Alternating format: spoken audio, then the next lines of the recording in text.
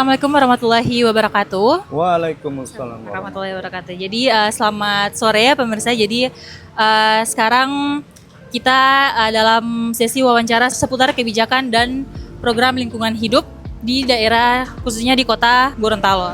Jadi hari ini kita berkesempatan untuk berbincang langsung dengan Bapak Walid M. Ali selaku pengurus Rumah Kompos Kota Gorontalo sekaligus mantan Kabid Lingkungan Hidup di Kota Gorontalo. Jadi selamat datang Pak. Ya, Mungkin Bapak bisa terima kasih telah meluangkan waktu bersama kami. Ya, Jadi sama-sama. mungkin dari Bapak sendiri bisa memperkenalkan nama terlebih dahulu. Ya, kalau saya nama lengkap adalah Walid M. Ali. Saya mantan Kepala Bidang Pengelolaan Limbah Domestik dari Dinas Lingkungan Hidup Kota Gorontalo. Karena saya sekarang ini sudah memasuki masa purna tugas dan alhamdulillah masih dipercayakan oleh dinas dalam hal ini kepala dinas untuk mengelola rumah kompos.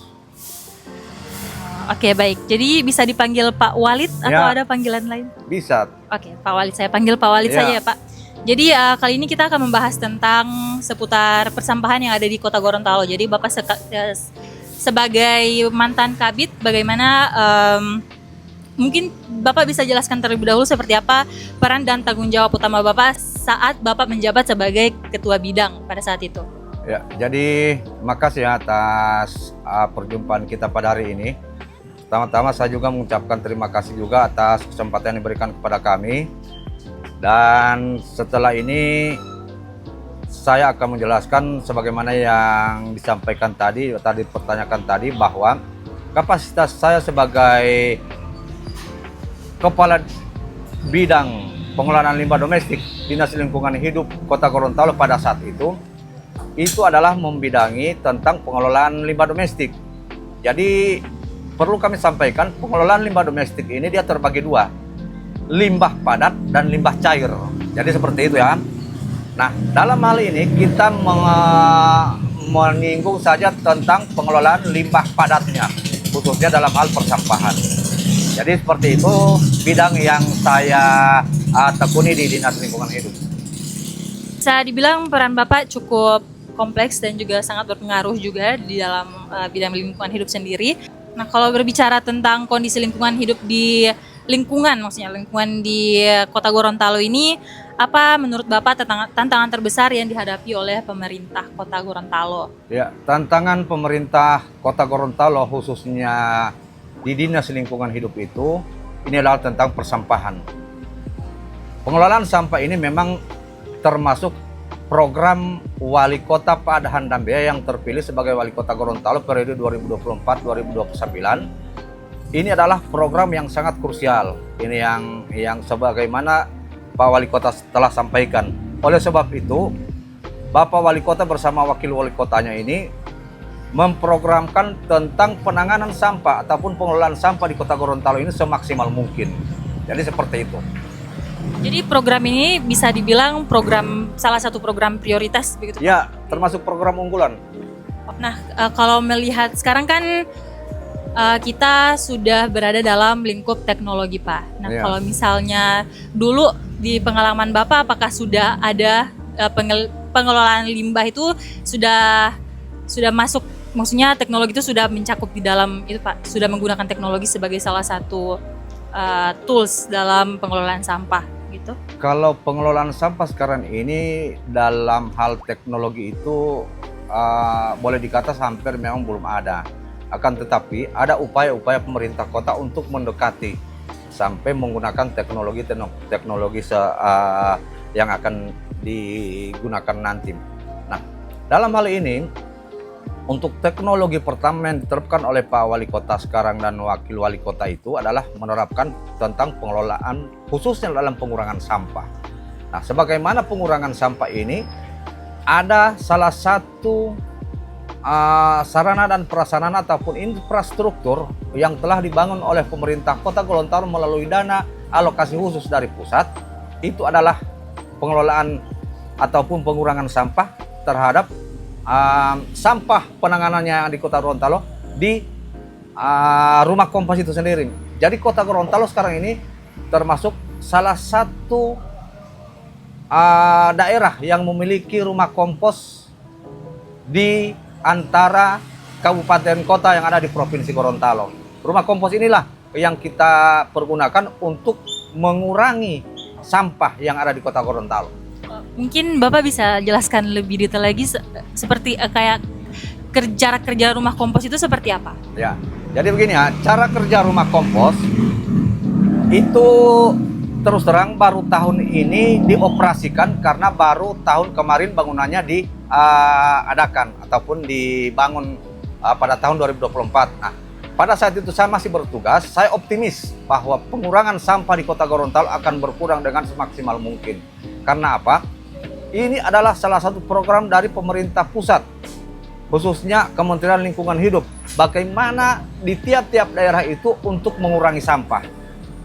Nah, dalam hal ini di kota Gorontalo, pemerintah kota Gorontalo telah melaksanakan hal ini melalui rumah kompos dengan cara seluruh sampah ataupun sebagian besar sampah yang ada di kota Gorontalo, khususnya sampah organik itu, kita kirim ke rumah kompos untuk kita fermentasikan, untuk selanjutnya kita jadikan pupuk kompos. Jadi seperti itu. Fermentasinya yang jelas tetap melalui proses-proses yang akan kita lalui dan bahkan sampai memerlukan waktu yang berbulan-bulan juga. Alhamdulillah kita sekarang ini di rumah kompos sudah beroleh hasil yang kita hasilkan itu dari sampah organik itu.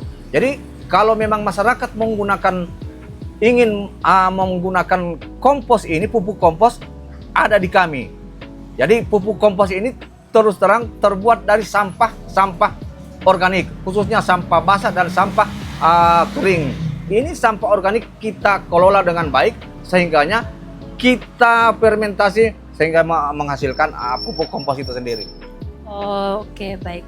Untuk lokasinya sendiri di mana ya, Pak? Kalau lokasi rumah kompos ini berada di ex-TPA Tanjung Kramat. Itu ex-TPA dulu Kota Gorontalo, karena TPA dulu kan sudah ditutup. Jadi kita gunakan untuk pengomposan khusus untuk sampah-sampah organik. Oh, begitu, oke. Jadi kalau misalkan apakah untuk distribusi sampahnya itu ada tata caranya sendiri, misalnya kayak dari rumah, terus nanti dari pihak-pihak di rumah tangga itu akan kelola sampahnya, terus apakah dari pihak rumah kompos itu akan mengambilnya langsung dari rumah atau ada tahap-tahapnya? Ya. Jadi pengelolaannya seperti ini ya. Di Dinas Lingkungan Hidup itu, sewaktu saya menjabat itu, kami telah memprogramkan ataupun menyediakan armada khusus untuk pengangkut daripada sampah basah ini. Tidak menutup kemungkinan bahwa proyek yang dilaksanakan oleh pihak Universitas Negeri Gorontalo, dalam hal ini EPUTUTO, program EPUTUTO-nya bisa membantu kami dalam hal untuk pengangkutan. Kendaraan itu kami siapkan. Sebelumnya kami telah mensosialisasikan kepada masyarakat tentang pemilihan sampah. Mana sampah organik dan sampah anorganik. Khususnya sampah organik inilah yang dijemput oleh armada-armada kami. Setelah dijemput itu langsung ke rumah kompos. Jadi seperti itu. Alhamdulillah tiap hari sekarang ini ada armada sekarang ini untuk mengantarkan sampah organik itu ke rumah kompos itu. Itu yang akan kami siapkan di sana. Terus ada juga petugas di sana. Petugas inilah yang mengelola, pertama memilah, terutama karena sampah organik ini tidak menutup kemungkinan masih berbaur dengan sampah-sampah anorganik lainnya. Gitu. Jadi setelah dipilah baru itu kita ambil yang memang sudah dipilah itu, mana sampah organik asli, itu yang akan kita fermentasikan dan akan kita jadikan pupuk kompos. Jadi seperti itu pengelolaannya. Jadi untuk penelitian Nyaris Pro ini sangat mendukung untuk program rumah kompos ini ya Pak? Iya, yang jelas memang dengan adanya Nyaris Pro ini, khususnya EPUTUTO ini, memang terus terang kami dari Dinas Lingkungan Hidup pada saat itu memang sangat mendukung sekali. Karena apa? Ini sangat membantu kami dalam hal ini Dinas Lingkungan Hidup pada saat itu yang, nah karena boleh dikatakan saya sudah pernah tugas kan, tapi pada saat launching daripada program Epututo ini, saya masih bertugas dan saya yang selalu menangani tentang program ini. Oleh sebab itu, kami terus terang merasa terbantu dengan adanya Epututo yang menjadi riset daripada rekan-rekan kami dari UNG ini. Oleh sebab itu, melalui riset ini ataupun Rispro ini, kami terus terang sangat berterima kasih karena ini memang sangat membantu, terus terang sangat membantu, terutama dalam hal penjemputan ataupun pengantaran daripada sampah-sampah yang ditangani oleh Rispro ini. Oke, baik. Jadi sangat terbantu ya Pak dengan adanya Epututo ini. Oke, sebagai pertanyaan terakhir, mungkin Bapak bisa berikan kesan dan pesan dari Bapak sendiri terkait pengelolaan sampah yang ada di Kota Gorontalo. Ya, jadi begini ya, sebagai closing statement dari kami bahwa pengelolaan sampah di Kota Gorontalo ini terus terang masih memerlukan dukungan, terutama dari pihak pemerintah Kota Gorontalo. Saya perlu tekankan di sini bahwa persoalan sampah ini adalah bukan hanya tanggung jawab pemerintah Kota Gorontalo, akan tetapi ini adalah tanggung jawab bersama, baik pemerintah, swasta maupun masyarakat itu sendiri.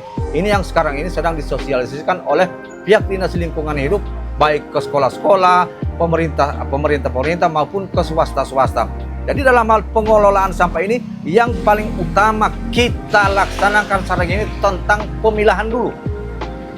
Karena apa? Pemilahan ini kalau sampah sudah dipilah, misalnya dari rumah sudah dipilah antara sampah organik dan sampah anorganik, jangan dulu cerita sampah lain. Dua saja dulu lah, sampah organik dan anorganik sudah terpilah, maka itu sudah sangat membantu sekali dalam hal untuk menjaga kelestarian lingkungan hidup, khususnya dalam hal penanganan sampah di Kota Gorontalo. Jadi harus ada kesadaran dari diri sendiri dulu. Iya, jelas itu kesadaran daripada masyarakat itu sendiri. Jadi terima kasih Pak Walid atas waktu yang telah diluangkan bersama kami. Terima kasih, sama-sama. Semoga apa yang sudah dilakukan pemerintah daerah dan apa yang telah dilakukan oleh Bapak sebelumnya dan apa yang dilakukan oleh pemerintah Kota Gorontalo juga akan berdampak luas, lebih luas lagi. Jadi mungkin segitu saja wawancara kita dengan mantan Kabid yaitu Bapak Walid M. Ali.